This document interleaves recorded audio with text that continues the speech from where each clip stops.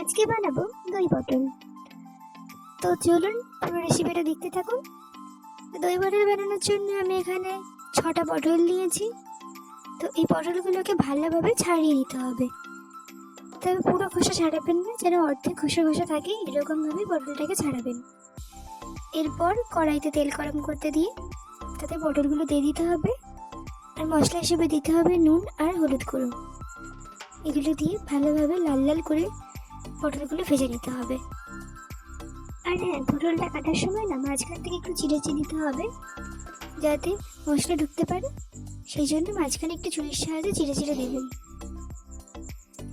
এই দেখুন, আমার এখানে পটলগুলো লাল লাল করে ভাজা হয়ে গেছে।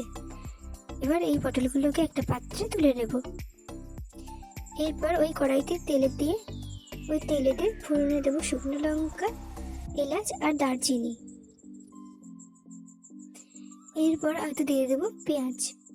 ডুমো ডুমো করে কাটা পেঁয়াজগুলো দিয়ে একটু লাল করে ভেজে নেব। তারপর ওতে দেব কাজু বাদামগুলো দিয়েও আবার একটু নেড়ে চেড়ে নেব। আর লাস্টে দেবো একটু মগজদানা। ব্যাস, এটা হয়ে গেছে। এবার একটা বাটিতে এটা তুলে নিয়ে পেস্ট বানিয়ে নেব। এরপর একটা বাটিতে নিয়েছি টক দই। এটা আমি ফেটানো টক দই নিয়েছি।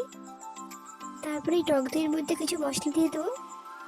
মশলাগুলো হচ্ছে লঙ্কার গুঁড়ো, হলুদ গুঁড়ো, জিরে গুঁড়ো, গরম মশলা গুঁড়ো, ধনে গুঁড়ো।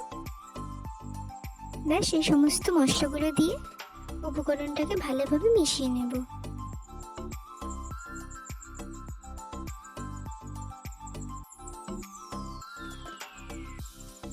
আর উপর থেকে একটু তেলও দেব, দিয়ে সমস্ত উপকরণগুলো ভালোভাবে মিশিয়ে নেব।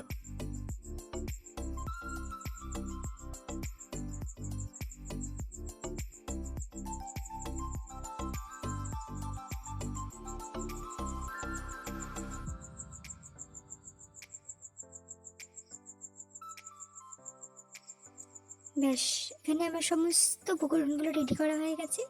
প্রথমে লাগবে পটল আর ওই যে দইয়ের মশলাটা। এরপর একটা কড়াইতে তেল গরম করতে দিয়ে তাতে দিয়ে দেবো ওই যে মশলাটা বেটেছিলাম না, কাজু বাদাম, পেঁয়াজ, চালমগজ দানা, এগুলো সব পেস্ট করেছিলাম। এবার সেই মশলাটা দিয়ে দেবো, তার সাথে একটু সামান্য জলও দিয়ে দেবো। তারপর এটাকে ভালোভাবে কষাতে থাকবো। এই বাটা মশলাটা যখন দেবেন তখন একটু জলও দেবেন, নাহলে মশলাটা পুড়ে যেতে পারে, তাই আমি একটু জল ব্যবহার করেছি। এরপর দেবো ওতে ওই দইয়ের পেস্টটা। তো এখানে আমার সমস্ত মশলাগুলো দেওয়া কমপ্লিট হয়ে গেছে। এবার আমি একটু ভালোভাবে মশলাগুলোকে কষিয়ে নেব। যতক্ষণ না তেল ছাড়ছে ততক্ষণ পর্যন্ত মশলাগুলোকে কষিয়ে নেব। তারপরে দেখবেন ওই যে বাটিতে দই অর্ধেক লেগে থাকবে না, ওই বাটিতে জল দিয়ে সেইটা দিয়ে দেবেন ভালো করে। তাহলে আর একটু মশলা অপচয় হবে না, পুরো মশলাটাই আমাদের দিয়ে দেওয়া হবে। এরপর দিয়ে দেবো 1 চামচের মতো নুন।